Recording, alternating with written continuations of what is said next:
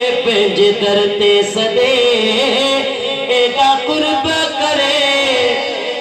छिनी धार कंदे माण्हू छा चवंदा अल्लाह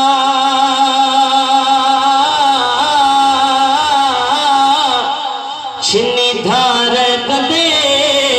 माण्हू छा चवंदा पंहिंजे दर ते सॾे एॾा कुर्ब करे पंहिंजे दर ते सॾे एॾा कुर्ब करे छिनी धार कढे माण्हू छा चवंदा अल्लाह छिनी धार कढे माण्हू छा चवंदा या रसूल अल्लाह आका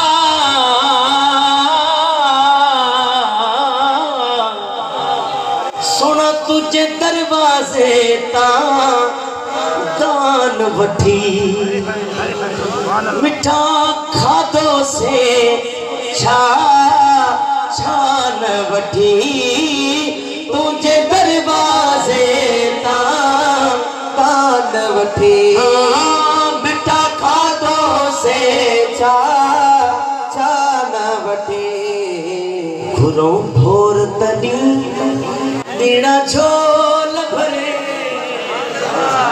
घुरो भोर तडी बीड़ा झोल भरे छिनी धार कंदे माण्हू छा चवंदा पंहिंजे दर ते सॾे एॾा कुर्ब करे छिनी धार कंदे माण्हू छा चवंदा अल्लाह अकबर वरी ॿियो शेर छा लिखे ॿुधो या रसूल अल्लाह तुझे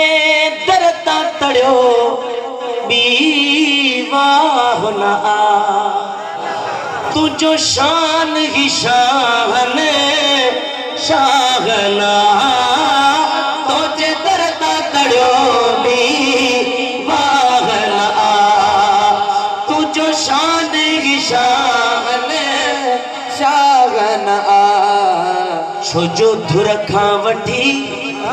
मुते मेहर धरे छिनी धार कंदे माण्हू छा चवंदा सुभान अल्लाह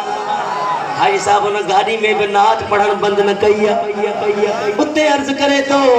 सही गुलाम नबी सही तवज्जो कजो गुलाम रसूल गुलाम मुस्तफा गुलाम मुस्तफा साईं अवां जो मोहब्बत हो गई ये शेर अवां जी नजर आया हाँ सब कई खा सखी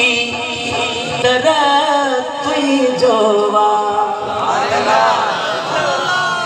मिसकीन महेसर तुई जोवा सब कई खा सखी तरह तुई जोवा मियाँ मैं धरा मोट मियाँ मैं धरा मोट मियाँ मैं धरा मोट मियाँ मैं धरा मोट बख्श कर बुझायूं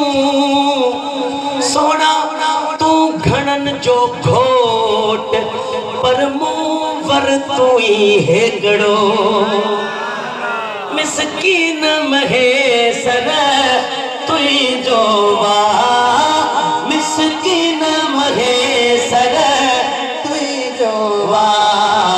पंहिंजो करता फिरी मुझो हाँ वठरे छिनी धार कंदे माण्हू छा चवंदा ये अशार पढ़दो पियो वञे हाजी गुलाम नबी महसर पुलिस वारनि ॾिठो ही आशिक आहे चुप न कंदो